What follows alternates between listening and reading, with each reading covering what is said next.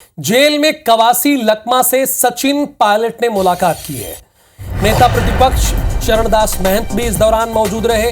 देवेंद्र यादव जो जेल में रह चुके हैं वो भी मौजूद रहे। कवासी लकमा के बेटे हरीश लकमा भी मौजूद रहे। प्रदेश सहप्रभारी समेत कांग्रेस के कई नेता भी साथ रहे हैं। करीब 1.5 महीने से जेल में बंद है कवासी लकमा।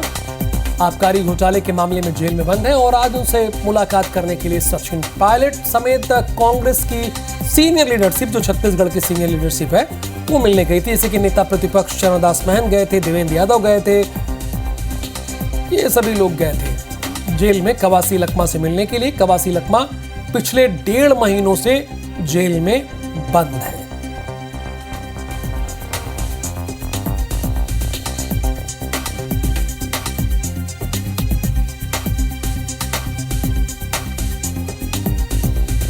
और इस वक्त आप देख रहे हैं कि मुलाकात हुई है सचिन पायलट की कवासी लकमा से। और राजेश मिश्रा हमारे साथ इस वक्त लाइव जुड़े हुए हैं। राजेश, कौन कौन था मुलाकात में, कितनी देर मुलाकात हुई और क्या कुछ आपको देखने को मिला, वो हमारे दर्शकों को आप बताइए।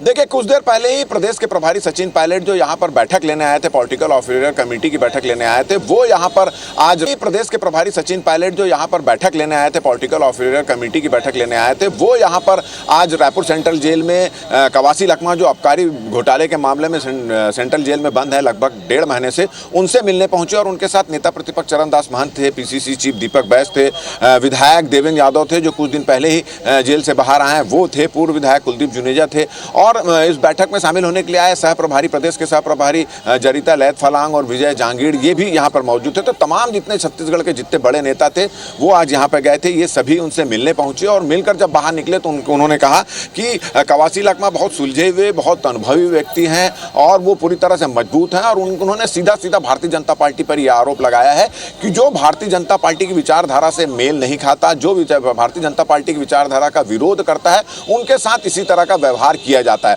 और उनका कहना है ये कोई व्यक्तिगत लड़ाई नहीं है। और इस जो लड़ाई चल रही है, जिस तरह से भारतीय जनता पार्टी अपने खिलाफ आवाज उठाने वालों के खिलाफ, उनकी विचारधारा का विरोध करने वालों के खिलाफ, उनके खिलाफ जो भ्रष्टाचार के मामले उनको उठाने वालों के खिलाफ जिस तरह से सेंट्रल एजेंसी का दुरुपयोग करके जो कार्रवाई कर रही है, उसका वो पुरजोर विरोध करते रहेंगे। और उनका कहना है ये व्यक्तिगत लड़ाई नहीं है, ये कांग्रेस की व्यक्तिगत लड़ाई नहीं है, ये पूरी पार्टी की लड़ाई है। और उनका ये भी कहना है ये लड़ाई केवल छत्तीसगढ़ में ही नहीं, जो छत्तीसगढ़ के बाहर देश में जहां जहां भी भारतीय जनता पार्टी की सरकार है और जहां जहां पर भारतीय जनता पार्टी सरकारी एजेंसियों का दुरुपयोग करके नेताओं को परेशान कर रही है, उनका चरित्र हरण कर रही है, उनकी छवि को धूमिल करने की कोशिश कर रही है, उनको मानसिक रूप से परेशान कर रही है, वहां पर इसका विरोध यहाँ पर किया जाएगा, ऐसी बात उन्होंने कही। और जब उनसे पूछा गया कि भारतीय जनता पार्टी के लोग ये कह रहे हैं कि बहुत दिनों बाद कवासी लकमा की बात याद आई, तो उन्होंने कहा कि नहीं, समय समय पर हम उनसे मिलते रहते हैं और उनका ये कहना है कि न्यायालय पे उनको पूरा विश्वास है और ये लड़ाई जो है न्यायालय से वो जीतेंगे। उन्होंने इस बात का विश्वास दिलाया। इसी तरह चरणदास महंत ने भी कहा कि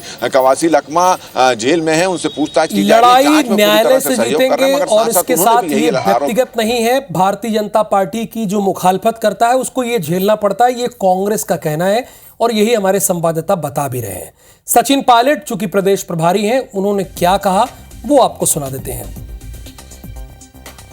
भारतीय जनता पार्टी से संबंधित कोई व्यक्ति हो उस पर तो कोई केस होता नहीं, ना छापे डाले जाते हैं, ना नोटिस दिया जाता है, बल्कि अगर कोई पाला बदल ले तो उसके सारे गुनाह माफ़ किए जाते हैं, उस पर सब उसको छूट मिल जाती है। ये अब एक आम पैटर्न बन गया है, जनता इसको भी देख रही है।